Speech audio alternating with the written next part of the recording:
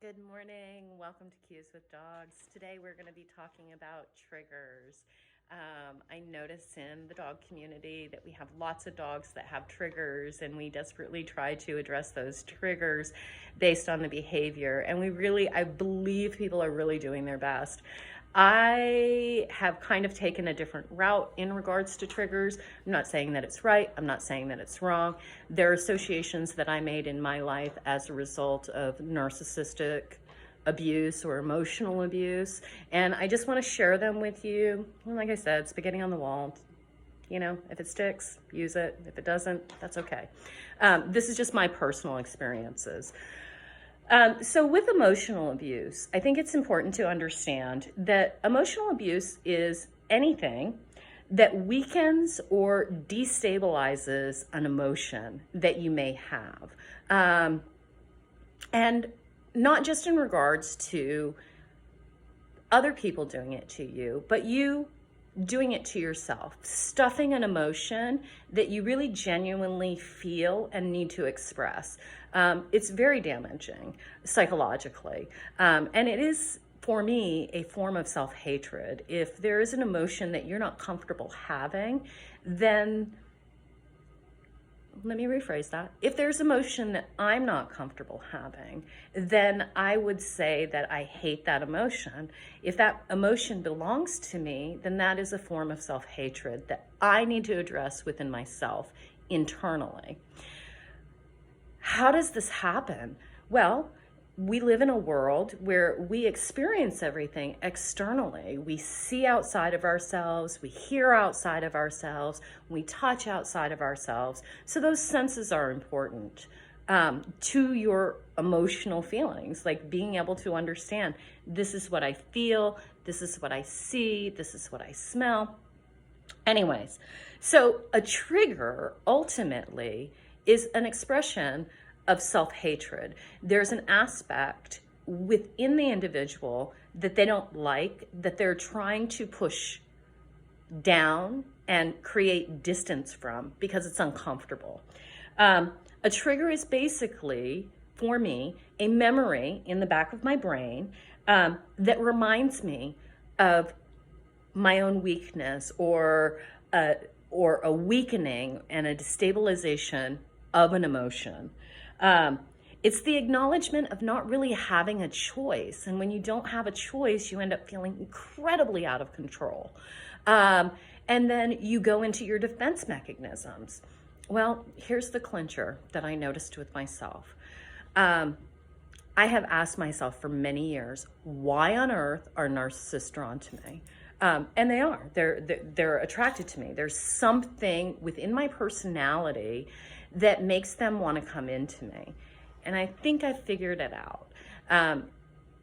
It's my external processing. So as a result of the abuse that I experienced, emotional abuse, or the chaos that was happening outside of me, one of my defense mechanisms when I was a child was fawning. It was my job to make sure nothing in the external environment got disrupted so that all the other people in that environment, instead of being responsible for their own emotions, that they wouldn't have to feel that I could help them, or we like to call it enabling, but I believe it's a fawning mechanism. Anyway, so with narcissistic abuse, what I've done in my life is I went from the time that I was young all the way up until the age of 37, not feeling my own emotions, but very hyper-vigilantly paying attention to other people. People constantly comment on the fact that I'm very insightful. It's not insight, it's a hyper-vigilance to my external environment. So what attracts the narcissist? Well, they're just like me. They too are hyper-vigilant about their external environment. So in that way, that commonality is what brings us together. But what is so destructive about it is that we are both being 100% external. There is a part of us inside that's not complete, that we don't love, So it's really important to become internal. So I'm going to list a few of the narcissistic type behaviors that I've experienced. Love bombing. How does that create a trigger? Well, it creates a trigger because you doubt whether or not somebody loves you. Because love bombing is about obtaining your trust so that they can debilitate the other emotions that you might have. Well, because I don't have my own emotions, I'm super easy target. Yeah, so that's what draws me to them. Monitoring or hovering, that creates a doubt of making your own choices, a doubt of your choices. Well, I've never been making my own choices. I've always been relying on the external environment. So yeah, easy target. Flying monkeys. Your trigger is trusting people. And if they do, because I'm hyper vigilant about other people's behavior, if they do the slightest thing that makes me feel like not trusting, then I typically operate my flight mechanism and I move away from them. But it's, in regards to flying monkeys, it's other people's choices that they make about who you are. But when you look at the choices that they're making and you make your life completely external, then what they think about you absolutely affects you in the most devastating way.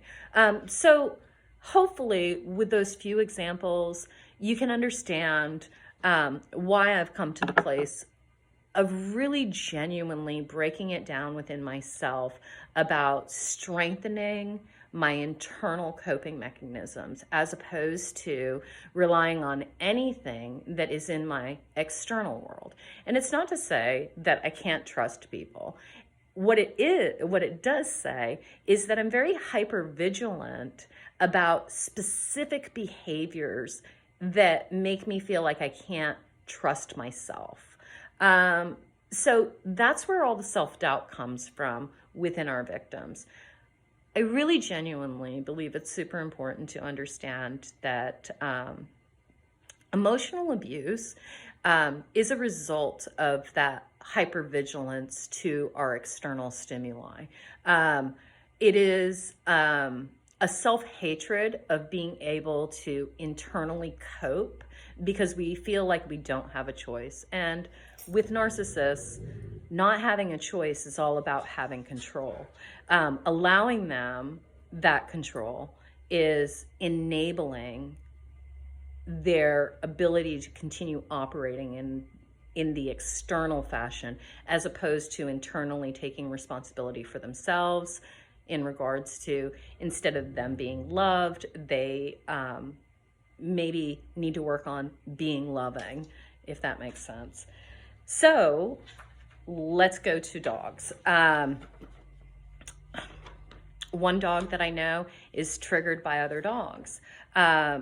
Because I understand that the barking and the lunging is all about fear, my focus now becomes where I'm looking for him to develop an ability to be comfortable with whatever the external factor is. So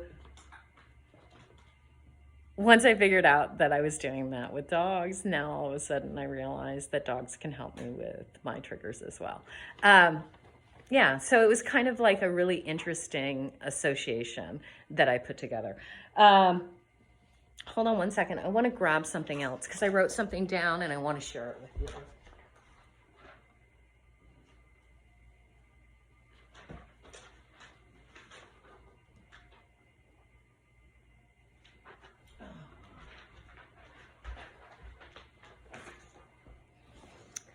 Okay, I'm back. I just had to find it. So a sense of self is usually not present in the victim or in the narcissist. They very much are feeling things, but their feelings are very dependent on external as opposed to internal. looking at similarities between the victim and the abuser. The likenesses is that they're both operating on external stimuli, but they are also relying heavily on the outcomes of other people's behavior in order to validate themselves.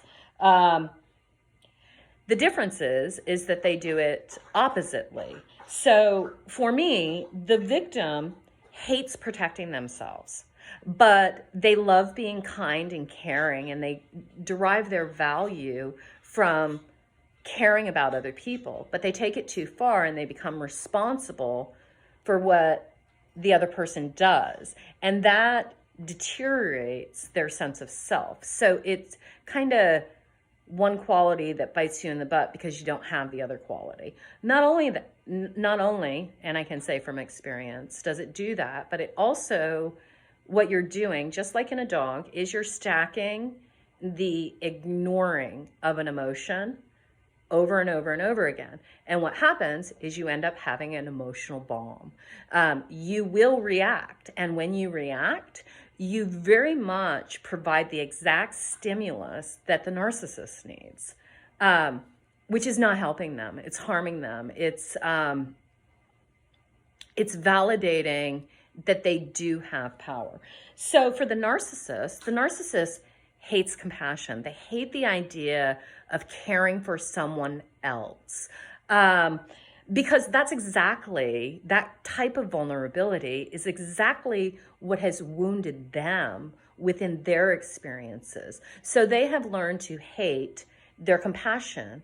And oftentimes compassion, genuine compassion, comes from being able to feel guilty, from being able to feel shame, and being able to be responsible with your behavior and allow blame to come as an idea of being responsible for yourself. So they don't like those things, and those things trigger them big time.